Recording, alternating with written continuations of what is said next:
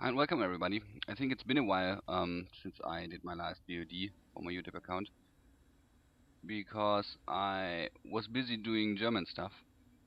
Well, we saw lately a very nice game in the German ESL Pro series. 18 DarK.ForcE as the red zerg against Insolence as the blue Protoss. And Insolence was the clear underdog there, but he pulled off some interesting strategy you might have never seen before. You should be familiar with the forge opening when you contain your opponent with two pylons at the choke and build a cannon right behind them, so your opponent has to bust them. I think Testa pulled that off against Hydra in the Day 9 King of the Beta Cup. There's the name.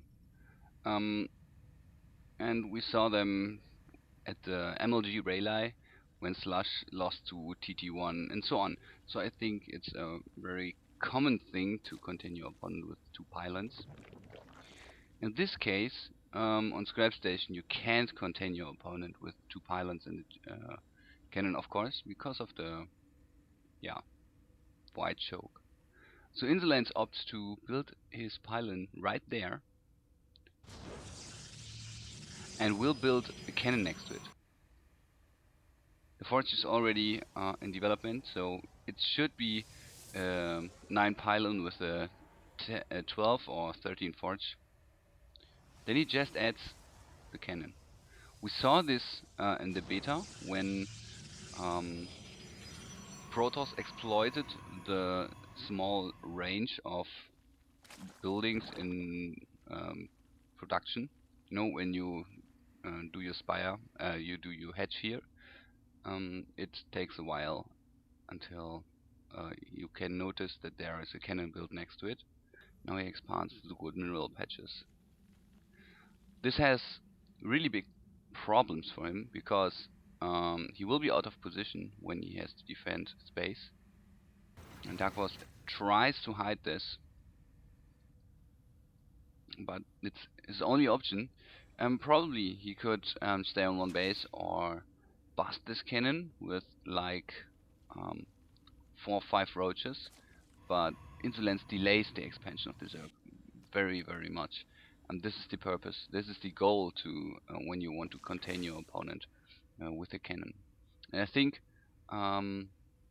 yeah, it was a good idea to do this on like desert oasis and containing your opponent at the choke. But on Scrap Station we had no clue how to do this, and yeah, this is very strong in my opinion. I have no idea how to react to that. Back to the game, Insolence is staying on one base so far. He got his cybernetics core, and he can do an expansion now or a 4-gate with +1 upgrade. This is the common thing to do when you contain your opponent with a cannon. You already have the forge, so use it. The 1-0 upgrade is very strong against zerg, of course.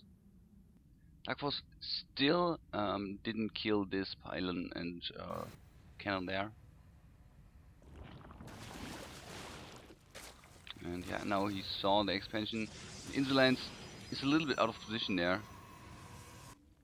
There is some speedlings, and DarK.ForcE does a really good job surrounding these units and killing them off. Very nice. Insolence gets a 5th gateway, by the way, and the 1-0 upgrade now. Because you need every unit to do a nice 5-gate or 4-gate push. But because DarK.ForcE is so way out of position, and when he invests money into Spinecrawler in this position here, Insolence just attacks the main base, and the money is so much wasted. You know, so this is maybe the reason why DarK.ForcE built Spire. He needs mobile forces and have some fluent connection between his bases.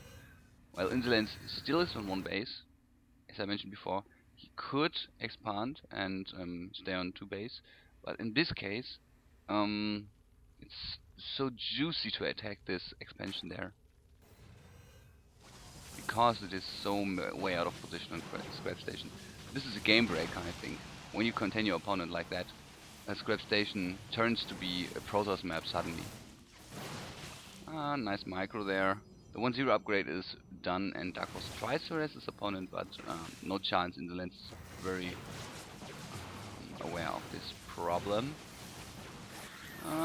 Some force fields to guard the stalkers. Note that he is doing force fields right next to stalkers, so he guards the stalkers against zerglings. It is not a good idea to do force fields right in front of zerglings, but very nice next to your stalkers. And it looks like DarK.ForcE can hold this off, but there's the next round of units and some stalkers.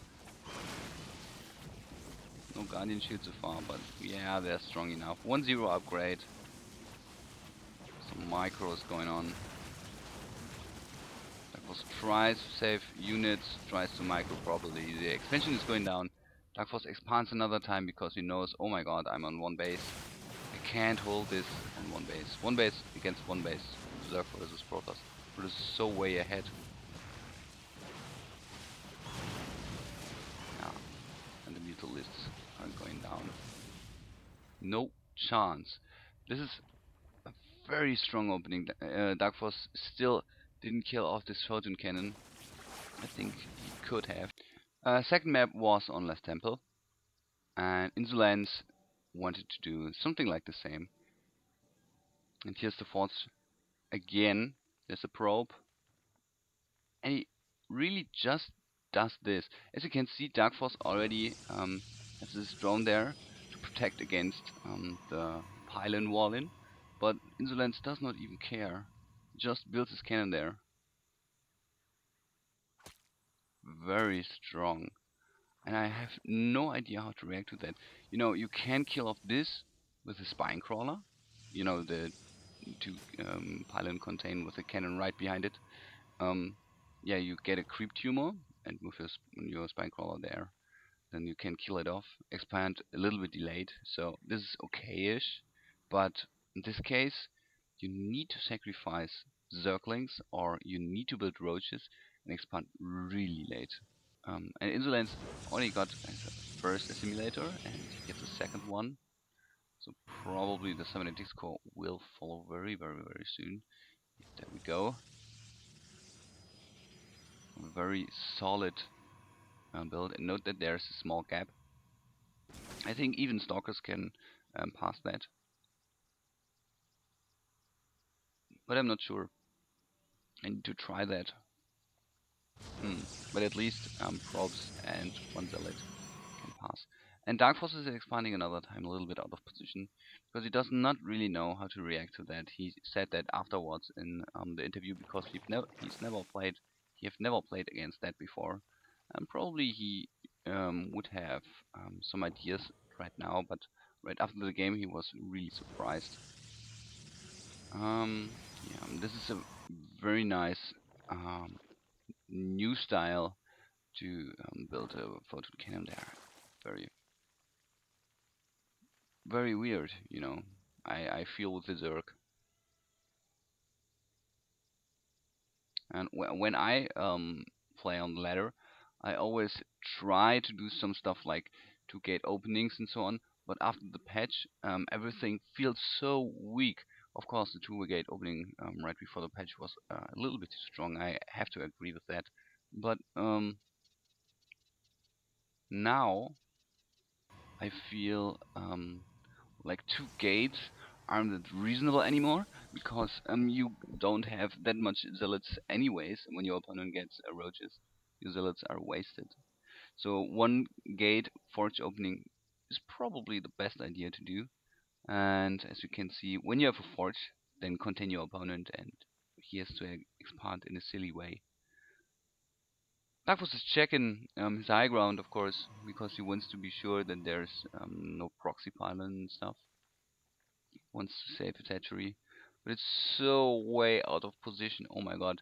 Well, he choose to get the starting position at 9 o'clock, or in this case 8 o'clock, because there's no high ground next to it. But probably he wants to have a small distance to his natural expansion, so he should have made it the year. But I think we can discuss about this issue very much, so no need to go on in this monologue there. And as you can see, Insolence plays an expansion in this case, but right after he got 3 gates with a 1-0 upgrade. So we could see a little bit longer game, but well, as I mentioned before, I speed this up. Go, go, go. DarK.ForcE gets some units, as you can see. There is Aspire again to gain some kind of med control. And Insolence, wow, he got no pylons there so far. I think it's a little bit sloppy because you always want to have a cannon as fast as possible next to a mineral line, but of course not a big thing. But when you want to play macro games, and in StarCraft 2 as in StarCraft 1, there will be more macro when the game gets older, as we saw in the last some weeks. As you can see, there is a double Stargate opening, and he hides his Phoenix, because I got no time. Finish the thought about macro game. When you play a macro game, you want to be safe against anything and overwhelm your opponent by really good macro. So you are very vulnerable against cheese, and you really need to know what you're doing. Here's the pylon I talked about. Now you can build a cannon there ASAP when you scout something weird you want to defend against. This is really tough, you know. We need like 2,000, 3,000 games.